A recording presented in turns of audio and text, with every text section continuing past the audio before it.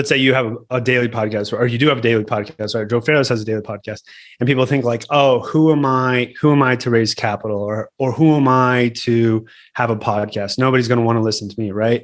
But you are an individual, right? Yes, it might be a copy and paste method. Like everybody's having a podcast, but I want to hear what you have to say about the market. I want to hear what you have to say about networking. I want to hear what you have to say. So there's thousands of capital raisers. You can go with whoever you want.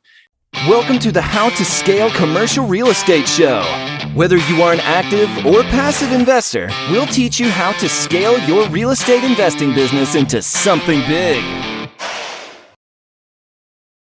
Matthew Baltzell is the CEO and founder of Elite Podcast Bookings, which helps real estate investors attract more capital and deal flow through podcasting. Matthew, welcome to the show. Sam, pleasure to be here. Hey, man, the pleasure's mine. There are 3 questions I ask every guest who comes in the show. In 90 seconds or less, can you tell me, where did you start? Where are you now? And how did you get there? Yeah. So where did I start? I originally started in single family homes. Fast forward about 10 years after that, 2000, or 8 years after that, 2016, I left the United States. Failed attempt to move to Germany, wound up in Thailand, got married, fell in love, had a kid, got involved in commercial real estate. And now I'm currently here. I started investing, basically I started a Bigger Pockets meetup group. And from there, I was able to connect, get involved in a private equity firm, asset management, started a podcast. One thing led to another. And now I created Elite Podcast Bookings to help real estate investors attract more capital, deal flow, et cetera. That is, I love the journey. Like there's a lot of moving pieces there. And I like the fact that you said, hey, there was a failed attempt at moving to Germany? Yeah. Failed attempt for sure. What do you think your secret is? I mean, that's a lot of like, go left, turn right. This didn't work, but that did. Yeah. Like, how did you keep on? Like what was it that kept you moving forward? You hear people talk about like, I don't know, their North Star, or you're basically your gut, right? So if your gut says like, something about this property I really like, right? You can't put your finger on it, but like you can make this work, right? You can always make something work. And for me, like I kind of just let my gut dictate, right? So I knew that I wanted to live abroad and I thought I wanted to live in Germany. Right. And then, just scratching that itch, it's like, if I don't scratch that itch, I don't know what's going to become of it. Right. And like I said earlier, I got involved in private equity while I'm abroad. So, you would think if you live in Denver, Colorado, and you wanted to get a job in private equity, maybe you would go to like a Bigger Pockets meetup, or you go to your local meetup, et cetera, and you kind of get your foot in that way. It doesn't necessarily make sense to move halfway around the world to Thailand to back channel your way into commercial real estate. And so, doing that, pushing myself, kind of leading myself to, always doing what I kind of wanted to do. If I'm interested in something, I go after it, and I don't necessarily know what stems from it.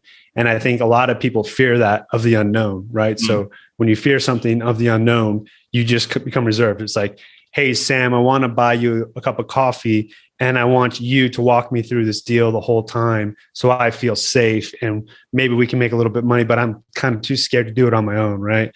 People are afraid to venture out from their comfort zone. But when you step farther out on the curve, that's where you make the biggest leaps and find the most success within, your personal self, your finances, relationships, et cetera.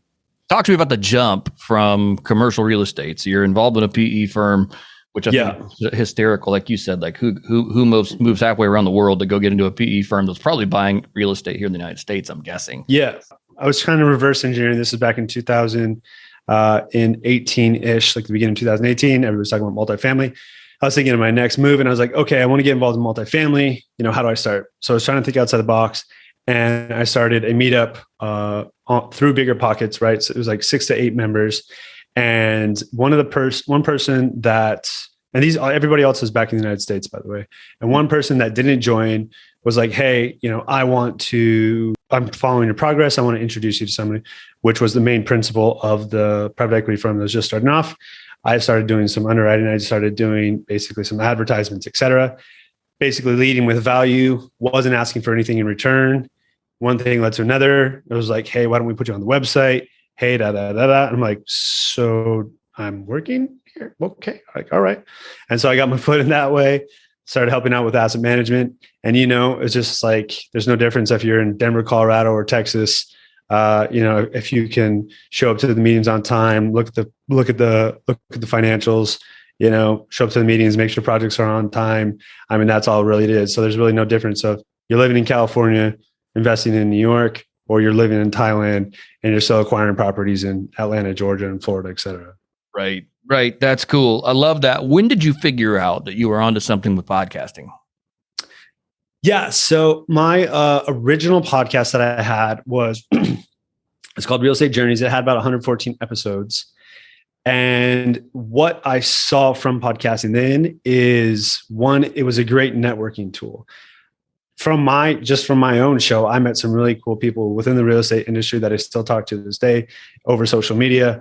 Yeah. And it was just a great way to network. And then I saw people trying to pitch to get on my show, trying to get people onto myself going on to other shows.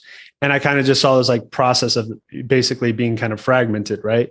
People are trying to attract more deals, or trying to do more podcasting, et cetera. I mean, you look at Joe Fraios, right? He had the longest running single day podcast. And then Whitney Sewell was like, okay, like I'm going to do the exact same thing. And now he's blowing up. And then everybody starts trying to duplicate that process.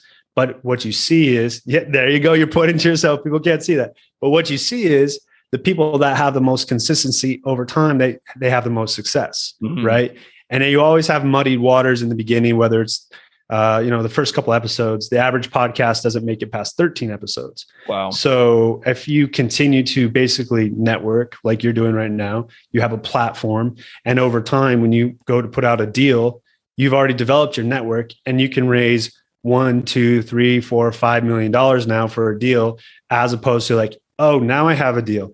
Now I'm going to go on podcast. Now I'm going to post on LinkedIn. You should be doing all these things before they even start. The time to start working out is 2 years before you have a heart attack, not when you have a heart attack. The time to tell somebody you love them is today, not when they're dead. You know what I'm saying? Absolutely. No, I love that. And I think that's one of the things that people who don't podcast, probably don't see as a benefit, is just the networking side of it. I mean, it's been, for me, the single fastest way I've grown my network is by podcasting. This is, again, I'm copy and paste. There's no, success leaves clues. So, I'm following Whitney, I'm following Joe, and running a daily show. And it's like, okay, that's 365 new guests a year. It's like, okay, this is really cool. Like, I am learning and building. And again, like you said, I think that's something that people overlook, if they're looking to start a podcast or looking to get into it. That's going to be your primary benefit out of the gate. It's building your network, and not necessarily, going out and while you do raise more money, I think that's the primary benefit you get is just building your network, and that should be it. Yeah, for sure. I think people make the mistake of like, let's say you have a daily podcast, or you do have a daily podcast, right? Joe Fraios has a daily podcast, and people think like, oh, who am I to raise capital, or who am I to have a podcast? Nobody's going to want to listen to me, right?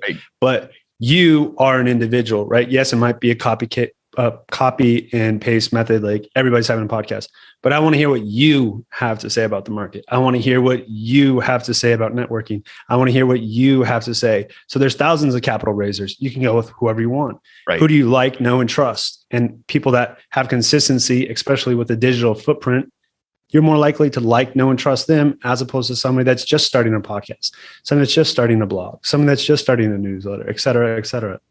Absolutely. So you launched a podcast company, you saw holes in the industry, you saw it was fragmented, and you said, you know what, I think I can help real estate investors solve problem X. What is the problem you are solving? Yeah. So like we're touching on briefly, right? So there's analog and then there's digital. So the analog is basically the old school way, right? Real estate is like traditionally like a good old boys club, is a slow moving part, shake hands, kiss babies, go to conferences. How can you do that, right? You can maybe go to Dallas, you could go to so many, there was COVID, right? But now as everything moves digital, you go on one podcast, you have 365 episodes. Maybe you don't have them on the weekends. Let's say you have 300 episodes per year, right? Right. And let's say your average downloads is 1,000. We'll just make that up. You have 300,000 downloads of people listening to you. Like that's astronomical. Right. So if somebody is going on 2 podcast episodes a month, right? And what else? We'll just say that the average podcast has 1,000 downloads, or going on 2 podcasts, 2,000 downloads a month, 24,000 downloads a year. You've already got your message across to 24,000 people. And American Express says it takes 7 different touch points for people to take action. Mm-hmm. So as much as I like you, this is the first time you and I are talking. Right. You could present me with a deal with a 2x equity multiple, underwrite it within 5 years, 6 to 8 pref, et cetera, et cetera. And I could be like, like that seems pretty reasonable for the market, but why am I going to invest with you as opposed to Joe Ferris? Right. I've never spoken with Joe Ferris, but I've spoken to you. Maybe I like you. Maybe I don't. But maybe after I hear you the 3rd, 4th, 5th, 6th, 7th time, that's when you see results. That's when the lagging indicator comes. That's when you go to the gym. That's when you don't have the heart attack. Right. So the people that just come in, right, and they try and do 1 rep and they tear their muscles, and it's like, okay, this podcasting thing, it wasn't for me. But the people that consistently are out there podcasting, they know and they realize the value of being on podcasts. And that's where we come in. One, I've been on a bunch of podcasts. I've leveraged my network. I had 114 podcast episodes. And so we help real estate investors leverage our platform to help get on other industry leading platforms, such as your podcast. And then it's just very synergistic. Hopefully they raise some more money, raise more capital, attract more deal flow, et cetera. And that's where we come in. That's really cool. I like that. And I think certainly, I don't, at this point, don't handle my own bookings anymore. It's something where I've got a team member that takes care of getting everybody lined up and booked. So, but I'm pretty sure you guys have sent some people our way, which have certainly, for sure. Always, yeah, absolutely. Thank you again for that. Absolutely, man. No, it's a win-win. And people, I think people overlook that. Like, I know when the first podcast I went on 2 or 3 years ago as a guest, it went back to that, probably the self-doubt questions. Like, why does anybody want to have me on a podcast? Like, I'm just a guy doing deals. So is everybody else. Like, there's a lot of those things that I think people don't expect that they would make a great guest. For sure. And or they're so busy that they would make a phenomenal guest, but don't have time to go out and actually figure out how to go get on the shows, because it's just like, I got other things going on, and figuring out which shows to get on is a piece of work. Tell me about this. What do you say makes a great guest when someone comes on a podcast? Do you guys do any sort of coaching or any sort of like, hey, when you get on, here's some things that you be, preparing, here's how to adequately prepare for a show? Yeah. So one of the biggest mistakes, I'll just start off with one of the biggest mistakes, is when people go on a show, right? And they get to the end of the show and they say, Sam, you might say, hey, Matthew, thanks for having us on. What's the best place to find you, et cetera, et cetera. Right. Most people will say, oh, Sam, thanks for having me. I'm available on LinkedIn. I'm also available at Mathew@xyz.com. And, I also have a free ebook, and here's my phone number, and reach out to me, and I'd love to talk real estate. It's like, okay, the person that listens to a podcast, it's a very intimate experience. They listen to the whole thing all the way typically through. It's not like a song you just jump in the middle, right? Right. And so it's like you got to the end, you almost want the reward. And it's like, okay, what's going to incentivize me to stop listening to this podcast? And what do you say? He used to go to Instagram, LinkedIn. Here's his email, and he likes to talk real estate. Okay. So we encourage people to practice a clear and concise call to action, right? Mm. Something that has some scarcity. So you could say, hey, for the first 2 people to go to my website, or first two real estate investors to go to my website and click on click and register a call with me, and into the promo code SAM will receive 25% off my coaching program, or something like that, right? Now, when they enter the promo code SAM, where they came from. So if you 1,500 people, et cetera, entered it, then all of a sudden you're like, wow, I was on Sam's podcast, and now we got 100 leads from Sam's podcast. Now you know where they're coming from. And the people that are listening to that are like, oh, they're only giving away this promotion to 2 people. I better get home as fast as possible, because this episode just released at 5:00 from work, and I'm driving home, and I'm going to go to this website, and I'm going to enter my information. But if you just say, hey, I'll talk to you when I talk to you, maybe I'll see you next year at the Bigger Pockets, conference. It's like, okay, whatever. So yeah, I would say that's one of the biggest mistakes that typically not only real estate investors make going on podcasts, but a lot of people that make going on podcasts. And then the second thing I would say is like, know what you want to talk about, right? And so whatever that topic is, feel somewhat comfortable with it and practice it over time, right? And when you are going on your first couple podcasts, you're not going to be great. You're going to muddle through it. You hosted your podcast. You have a bunch of episodes. I'm sure it's painful to listen to the first 20 podcast episodes as opposed to where you are now, right? You're better at conversation. We were talking earlier, like I was talking to an investor, bada bing, bada boom. You picked up the mic and here we are talking. Right. A year ago, you probably would have prepped like an hour for an interview. Like, oh my God, like what is this person? It's insane. Right. Right. So yeah, I mean, people should practice, right? And realize that it's not going to come necessarily. Some people are better at it than others, but with more practice, you become a better podcast guest, and myself included, right? I just started recently going on the podcasting circuit, talking about this business. I've been on other podcasts talking about, earlier, like a year and a half ago, talking about, real estate investing side, but it just takes time, and people shouldn't beat themselves up because everybody has an interesting story. And people want to hear about your story, not just regurgitated information about blah, blah, blah, blah, blah. Right. I love that. Yeah. The idea of getting your reps in is you just have to do it. Get your reps in, make your mistakes. If you're listening to this and go, gosh, I've never been on a show, come on this one. If you're an experienced and or on your way to an experienced commercial real estate investor, come on this show. It's one of those things where it's less intimidating probably than what people think. But yeah, you're absolutely right. I look back on my first 20, 30, 50 episodes and I'm like, like, are those still out there on the internet? They are, crud. But it's the way it is, man. It's just the way. Yeah, but that's the beauty of it, too. Because if you think about it, right? I mean, how easy is it to look at anything online, kind of, and semi-duplicate it, right? You can Photoshop a photo, you can copy and paste a resume, but to say that you have, let's say, 200 podcast episodes, like people can see the progression. They can just jump to episode 50, hear your intro, and it's like ding, ding, ding, ding, ding, ding, ding, and you're like, oh, like church bells, like what's going on? And then now you have a clear, concise mic, you have better audio, you have better visual, you're more natural, you're a better speaker, and these things, people want to see progression, right? People want to be on the upward spiral of the tornado. They don't want to be on a plane that's going crashing and burning, right? Like how often do you see in the headlines when something bad happens, like everybody just piles on. But when somebody's going up and up, they're like, oh yeah, like I was on Sam's podcast, like episode 55, like now there's 300. Yeah, he's doing great. Oh man, they want to be a part of greatness, Absolutely. No, man, I think that's absolutely great. Tell me what else. So you guys help people kind of, figure out how they want to present themselves via podcast. You guys help people get booked on other shows. What are some other things that you see people doing, maybe that they're doing the right or doing correctly? You say, hey man, here's some things I see some of the best podcast guests doing. What are those things?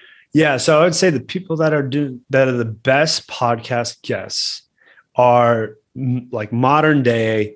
They have good audio and they have good visuals. And you'd be surprised, like you have a good microphone. I can see that. I have a quality microphone. It definitely helps, right? You don't want to hear like the echo chamber of like somebody's down the hall in the closet. You sound very like, oh, this man's very soothing. He's in my ear. Then you ask me a question like, hello, how are you doing? Right. And so people that are, having good audio, having good video, good audio and good video, like that's something that's very, very good to have, especially now, like in today's modern world, your first representation of possibly seeing me or possibly seeing you is gonna be like, oh, cool. He has some books over there in the corner. Like maybe we relate. I can't necessarily see those, but he has about 10 in the left-hand corner. You have your logo in the upper left-hand corner. You have your brand on your shirt. Like, okay, this guy looks serious. But if you had a grainy camera and bad audio, it's like, I'm out. I don't necessarily, he could be a good guy. I don't know. Do I want to invest? I don't know. He can't even buy a good microphone. What makes him think he can handle $100,000 of my money? Ouch. There it is. I like the directness there. You're absolutely correct. And that's something that I've had to, and again, we're just talking here, but I've had to ask a couple of guests, hey, let's reschedule when you can get your camera or your mic or something, set up correctly. Cause I've recorded episodes before in the past where I've allowed people to use sub quality or, mics or cameras and things like that. And then I get done with it, I'm like, gosh, that was a 30-minute waste of my time because it just wasn't as good as it could be. And it's not even, I mean, gosh, you can get a decent setup for under a few $100, if you're just an amateur podcast guest. I mean, a decent setup, a few $100. I mean, mine, of course, I've got a lot more money than maybe, but I do this daily. So that's a different animal. But it's your business for sure. Yeah, absolutely. So that's the thing. You should be treating it like your business, right? I mean, think about it. If you were in the conference and you went up to somebody and they shook your hand and they had like not a firm handshake and it was kind of limp and they like, shook your watch and you're kind of like initially you're automatically thinking like, well, that was kind of weird. Does it mean you're not going to like that person? Does it mean you're not going to have a good relationship? No, but you're already starting off on the back foot. Right. And if somebody's coming to you and you're having 1,000 downloads per episode and you're having 300 episodes a year, and you want to put the best foot forward and have a good representation, or you're trying to raise capital, et cetera, do you want to have a grainy website? Do you want to have a broken down, non-professional, copywritten newsletter? No, these are things that you don't want to have. You want to have these buttoned up. Like this guy's an experienced sponsor who can handle capital, and he can raise deals and attract deal flow, et cetera. Right. Man, that's cool. That's absolutely cool. What do you like? Talk me through the process when somebody comes on board with you. Can you kind of break that down just so our guests have an idea of what it is exactly that you guys do and how the process works? Yeah. So somebody would typically, we'd schedule a sales call or not sales call, but we just basically have a conversation, right? To see where you're at within your real estate investing journey. Right. And so typically, we work with capital raisers, sponsors, and then we see, where you're trying to go from there. What is your goal necessarily? Are you trying to raise $1 million? Are you trying to raise $500,000? Are you trying to attract more deals? And so we kind of figure it out from there. And then we construct a plan to determine if podcasting is going to be a good avenue for you to help promote your message. So if you're like, hey, I want to do 15 deals or 2 deals next year. It's like, okay, like maybe that's possible. How many deals have you done so far? And then if it's from there, it's like, okay, these are the podcasts we typically work with.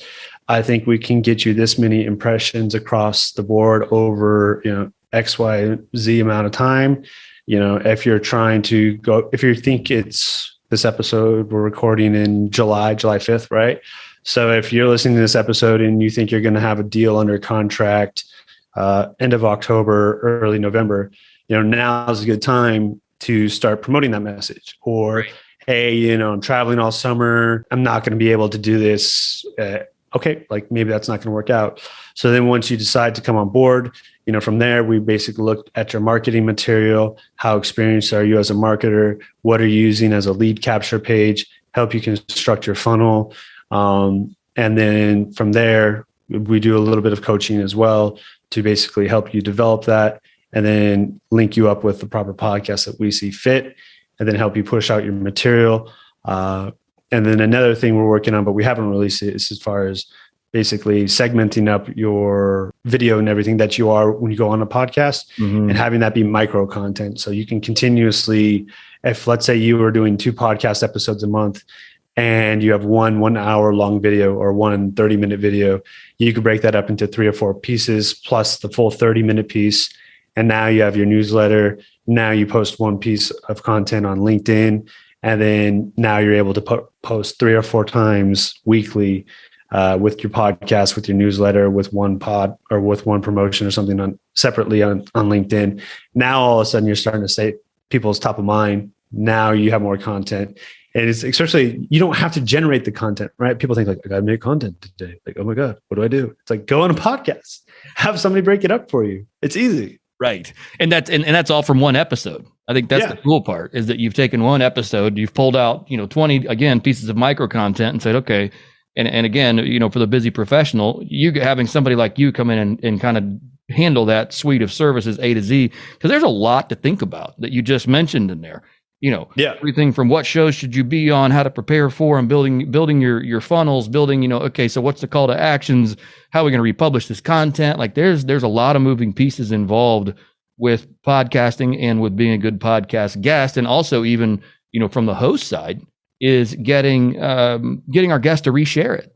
So even from, it's really great having guests come on the show, but if our guests aren't taking the stuff that we're giving them and then marketing it to their audience, it's kind of, not completely wasted because obviously we pump it out on our end, but man, you won't get nearly the traction out of it. So we, even on this side, are working really hard to get our guests to use the content, that we're providing. So that's really cool what you guys do. Understandable. Yeah, for sure. Thank you. Mathew, I've really enjoyed having you come on the show today. Talk about podcasting. What's that? I was just gonna say, I enjoyed your style. I liked it a lot, and it was a pleasure being here. Thank you for having me. Absolutely, man. I mean, and you gave some great. We haven't really done an episode like this that just talks about what it means to be a good podcast guest.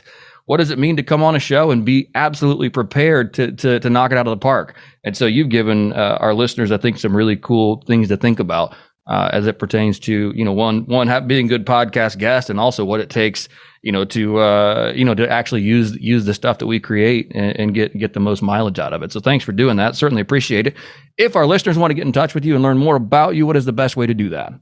Yeah. So you can go to elitepodcastbookings.com and you can click on the homepage in the upper right-hand corner. You can schedule a call.